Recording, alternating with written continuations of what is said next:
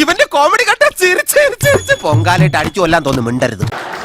ഒരു കാര്യം പറയാതിരിക്കാൻ നിവൃത്തില്ല, അതുകൊണ്ടാണ് എന്നെ കൊണ്ട് പറയിക്കുന്നതാണ്.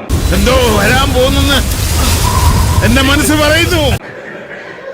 കോഴിക്കോട് ഇതൊരു അവാർഡ് ഫംഗ്ഷന്റെ കഴിഞ്ഞിട്ട് ഹോട്ടലിലേക്ക് തിരിച്ചു വന്നു. രാത്രി ലേറ്റ് നൈറ്റ് ആയി.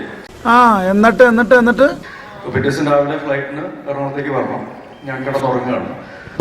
പക്ഷേ ഇപ്പോൾ തട്ടുമുട്ടും ബഹളും ഭയങ്കര സൗണ്ടൊക്കെ ഒരു റൂമിൽ നിന്ന്.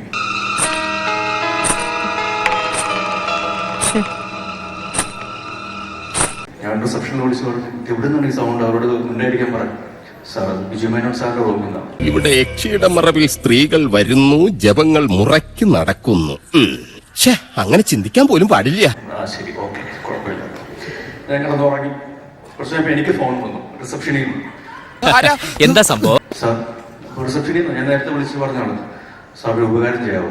എന്താണ്? ബിജുമേനോൻ സാറിനോട് വിളിച്ച് പറഞ്ഞിട്ട് സൗണ്ട് ഒന്ന് കുറയ്ക്കാൻ. എനിക്ക് കിടന്നാൽ ഉറക്കം. ഞാൻ നേരത്തെ തിരിച്ച് പരാതി പറഞ്ഞാണ് തിരിച്ച് എന്റെ അടുത്ത് പറയണം. എന്താ പ്രശ്നം? അത് വേറെ ആള് ചെറിയ കംപ്ലൈന്റ് പറയുന്നുണ്ട്.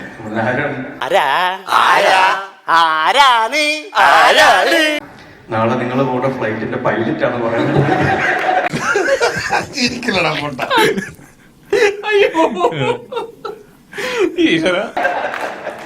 കുട്ടിക്ക് കിടന്ന് ഉറങ്ങുന്ന താല്പര്യമുണ്ട്. അതുകൊണ്ട് ഞാൻ അപ്പൊ തന്നെ വിളിച്ചോളൂ, നിങ്ങൾക്ക് ജീവനോടെ നാളെ കൊച്ചി ലാൻഡ് ചെയ്യണമെങ്കിൽ ഇപ്പൊ ആ പരിപാടി നിർത്തിക്കണമെന്ന് പറഞ്ഞു.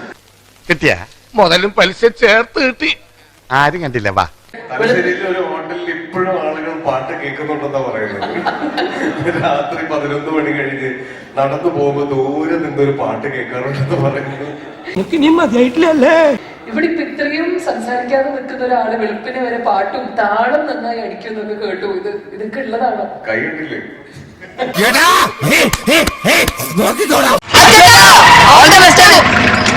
താങ്ക്സ് ഉണ്ടടാ മോനെ ദിനേശ. താങ്ക്സ് അടിച്ചു പൊളിക്കടാ.